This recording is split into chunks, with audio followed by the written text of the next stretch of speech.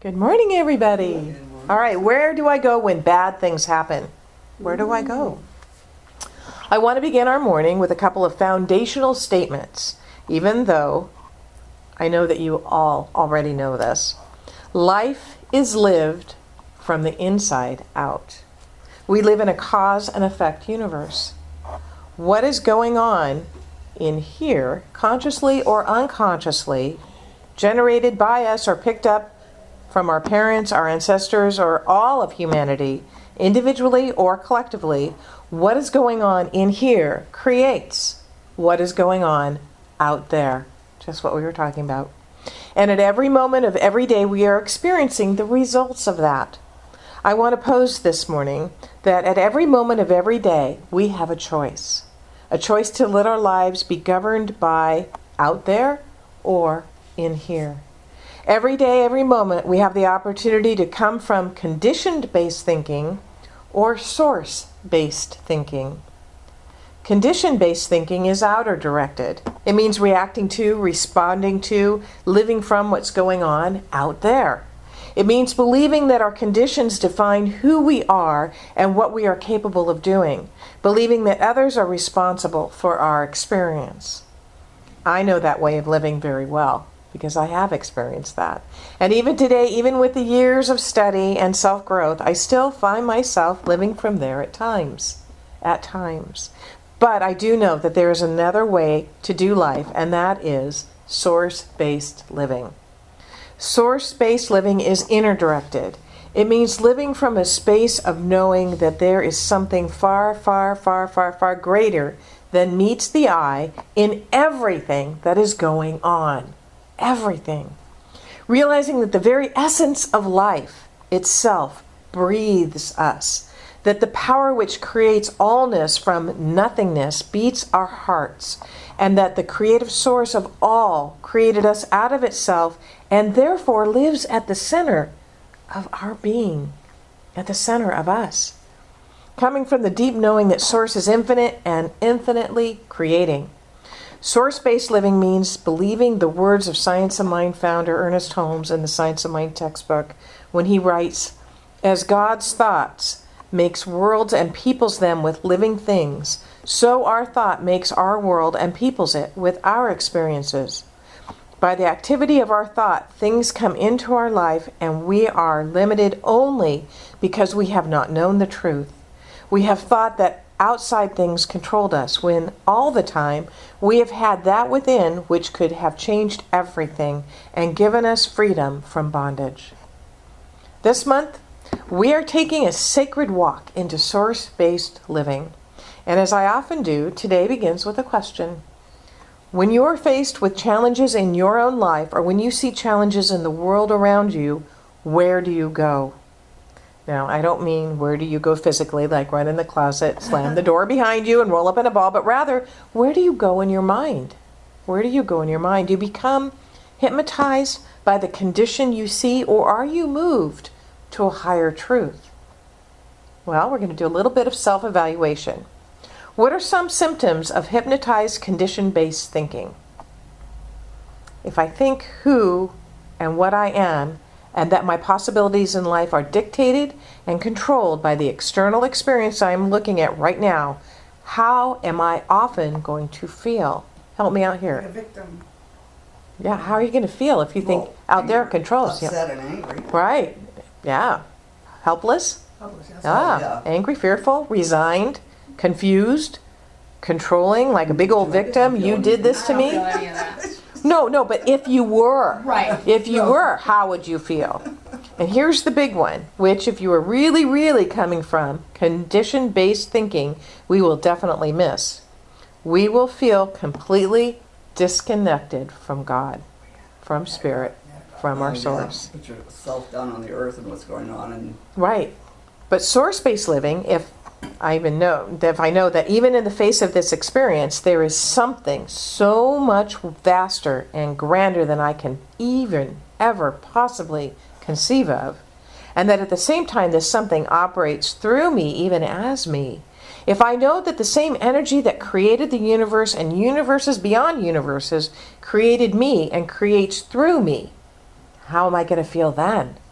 how would I feel then? Again, help me out here. How would I feel if I know that I am that divine peace. expression? Peace, Well, security. detached at least. And anything is possible. Any good thing. Yeah. You're going to feel powerful, Yeah. right? You're going to feel powerful. You're going to feel empowered. You're going to feel safe because nothing can touch you. You're going to be clear and connected and in control, not in a controlling, must have it my kind of way, but in a not helpless kind of way. And we know the outcomes of those two perspectives. One will keep us sucked into the experience. The other will pull us out of it. So I think it's pretty clear which approach yields the results that we would prefer, right? Then how about if we apply it to our personal lives and then take a step forward toward our global situation? So let's start. Let's start this morning with our personal lives. Give me a personal, challenging situation, real or made up, and you don't have to tell me which one it is. Give me a personal, something personal. Problem? A problem. It can be real or made up. Maybe what kind of a problem that somebody might have. Trying to lose weight? Or being healthy? I don't know. Well, being healthy Being healthy or Without challenging, taking- a challenging without situation. taking a lot of prescriptions? and richer. Or a poor relationship with someone you care about, but you can't fix it, or you think you can't fix it. I Okay. had one of those, but I don't anymore. I know. Okay, now we can look at that situation. We can look at the situation. I mean, if you have a problem with another person, you know, you're not getting along, or you can't help that other person become the best that they can be because it's really their responsibility and it's all up to Right. them. We can Yeah, analyze. yeah, We can change analyze that. something. We can see everything wrong with that Right. other person, right? Until the cows I come probably home. already went through that. To try to figure out how it came about. And sometimes we can have a very clear view of what was going on in us and how we were expressing in the world that brought it about. And sometimes we don't have a clue. I mean, even with weight issues, you know, it's like, what is it that makes me want to eat emotionally? What am I feeding that I'm not being fed someplace else? What states of consciousness or behaviors might result in this experience? Well, we might be believing that there's lack. There might be negative self-talk, such as, you know, well, I'm already overweight. What's this extra cookie Oh, I gonna see do? one You like know, that. I okay. would give up. Or, you know, I there must be something deficient in me that I can't help this person be a better person, or I don't deserve something better. I don't deserve it. I'm not good enough. So I might as well just stay where I am, right? Well, I think that about money. Why would I want more? I'm okay. Because you have 3 Ooh. kids. I know. Wow. Mm. Wow. Well, no, but it's like, hey, You can still marry rich, Mom. I'm embarrassed to ask for more, but I want more. well, no, you don't have to want more. You already have Well, I it. know some You just parents need to spend accept over it. money and their Yeah, kids don't you- get anything. You but just have to sure. let it in. Yeah, But just you accept tried. it. Yeah. You tried. God, show me Change- how much you change love me it. through all the money she won't accept. Okay, well, so not that any of us do this, but these are types of thoughts and behaviors I would give it a lot that, away. that could manifest an Yeah. experience that isn't what we wanted, right? Right. We have those thoughts and behaviors. It just perpetuates our experience. What is more important than going backward, trying to figure out how we got in this mess? How do we get in this mess, Ollie, right? Is going forward. Because Holmes always talks about it. He says, don't sit there and try to analyze what brought you here. Change that thought right now to what it is you want, that affirmation. I love that. You never have to look back. This is the That's situation true. we have. Never look back, unless the teacher What shows us. source-based thinking are we going to bring to it now? What source-based living are we going to exhibit? Remember, believing is seeing. How are we going to adjust our course based on our source? What is your go-to activity here? So when you know that something needs to change, what are your source-based ideas and activities? How does it get any better than this? How does it get any better than this? Okay. Meditation. Meditation. And it automatically Reading. gets better. Reading Ernest Holmes, reading Wallace Wattles, reading the New Thought, Watching a funny movie. watching a funny movie, I love that laughing. Lucille Bloom did anti-MAME. I didn't- What's great about this that I'm not getting? Yeah, what's great about affirmations, meditations, visualizations, treasure mapping. We have so many tools available to us. Those are our activities that are go-to that we can do this. So you've got it. Reading Ernest Holmes or another spiritual author, meditating, returning your thoughts and your being to your source and being one, because when you feel that oneness, that is when the joy flows through.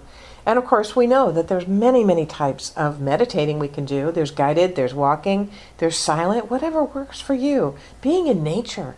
Oh my gosh, I can't wait to get outside this afternoon. It's going to be 78 degrees. Makes me want to breathe. 78 degrees. No rain, no clouds. I'm loving it. So, gratitude journals. Wow, nothing makes you more grateful than seeing everything you're already grateful for. What you focus your thoughts on multiplies in your life, and that's the book we're doing, right? Yep. Ask and it is given. Okay, so in the application of The Science of Mind by Ernest Holmes and Willis Kinnear, they write, a change in our way of thinking is a must if we would have a richer, fuller, more enjoyable life. We need to learn to affirm only the things we desire, not what we do not want. We need to think on these things. Life is good, not against us. Health is normal and the natural state of our bodies. God always succeeds, and so should we. The universe is abundant in all good things, and so should be in our lives. It is only through the affirming and accepting of these things and our pattern of thinking that they may become our experience. Jesus said that the thorn bush could not produce a grape or a thistle produce figs. A cat cannot give birth to a dog, nor a cow produce a kitten. Although now I'm thinking they can do all kinds of things in the who knows what they're doing in science, but normally, right? Neither can thoughts of hate create a life filled with love, nor thoughts of limitation provide a life of plenty. So let's look at global now. With our news available 24/7, we hear about everything going on in the world almost as it happens. Earthquakes, tsunamis, fires, humanitarian crises. These past couple of years have seen the worst fires. That never happened. Worst fires in California. In fact, we lost the entire city of Paradise last year. Yeah. And a few years back, remember Japan? They suffered an earthquake, a tsunami, and then the nuclear reactor. They got the trifecta there. We've had hurricanes that have hit Haiti and Puerto Rico and New Orleans and Texas and the East Coast. And the cause? The cause? Were these random acts of God? Perhaps not. Consciousness. Perhaps not. Listening to Mike Dooley, author of Notes from the Universe, he speaks to the idea of our collective consciousness creating everything, including the weather and the movement of the tectonic plates on our Earth. And if humanity is out of balance in so many ways, then we will have experiences that are out of balance. Kind of makes sense, doesn't it? Yeah. We've lived from the outside in for too long, and it's taking a toll on all of our systems. Now really is a time for this to change. It's time to take 100% responsibility internally and externally. What would you be thinking and doing if you were responsible for the welfare of our planet? What would you be doing and thinking? The late Walter Starkey wrote, what we do individually will change the whole. The good news is that human behavior is not fixed. Rather, it is governed by ever-expanding consciousness, and the flow, that expansion, is always toward love, even amidst chaos. We cannot have a healthy world if we individually are not examples of positive, loving well-being. If our individual lives are harmonious, flowing with love and joy, that vibration magnifies outward to light the world. The good news is we don't have to do it all. We just have to do what we can do. Our responsibility for our own world, our own lives. It begins with each one of us. The critical issue is that we have begun to act consciously, source-based, rather than subconsciously from the old life-threatening patterns, which was condition-based. Just as consciousness creates form, our emotions amplify our vibrational creations in the manifest world. Often our emotions are seen as barriers to spiritual growth. However, our emotions are very clear barometers of our vibrational creative path. If we are in the flow of the universe, love radiates from our universal inclusive heart, and we feel good. Joy and harmony are our natural states. Yet when we allow stress and negative vibrations to be created, we feel bad, angry, and even sick. So the key is to let our feelings guide us and choose only to experience love, joy, and harmony, and let the others go. We can deliberately choose the direction of our created forms. We can smile even in the face of chaos and help make a shift, or compound the problem as we stress over negative scenarios. Living in higher harmonious vibrations deliberately and consistently is the solution. We can, even in the face of tragedies, like, and I updated the list here because he wrote this a while back. You know, there was the shootings at Parkland in Las Vegas and the attacks in the Middle East and Europe. We can refocus our intentions and make a great shift towards peaceful interactions, national and global respect for our diversities, and individual responsibility to be beacons of light.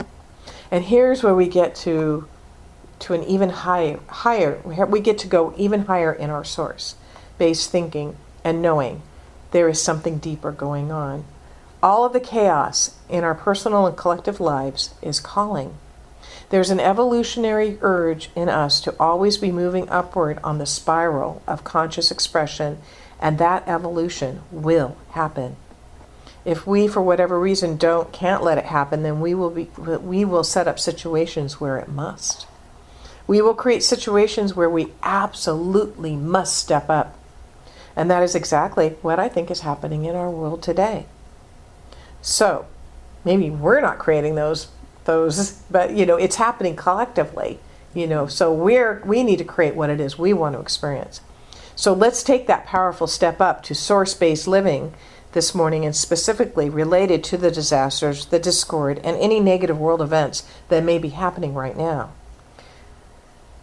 So I would like to conclude today's talk with the prayer for world peace by Ernest Holmes. So please join me. These are the words of Ernest Holmes. The earth is the Lord's, and the fullness thereof. I know there is but one mind, which is the mind of God, in which all people live, and move, and have their being. I know there is a divine pattern for humanity, and within this pattern there is an infinite harmony and peace, cooperation, unity, and mutual helpfulness. I know that the mind of man, being one with the mind of God, shall discover the method, the way, and the means best fitted to permit the flow of divine love between individuals and nations. Thus, harmony, peace, cooperation, unity, and mutual helpfulness will be experienced by all. I know there shall be a free interchange of ideas, of cultures, of spiritual concepts, of ethics, of educational systems, and of scientific discoveries, for all good belongs to all alike. I know that because the divine mind has created us all, we are bound together in one infinite and perfect unity. In bringing about world peace, I know that all people and all nations will remain individual, but unified for the common purpose of promoting peace, happiness, harmony, and prosperity. I know that deep within every person, the divine pattern of perfect peace is already implanted. I now declare that in each person and in leaders of thought everywhere, this divine pattern moves into action and form to the end that all nations and all people shall live together in peace, harmony, and prosperity forever. So it is now, and so it is.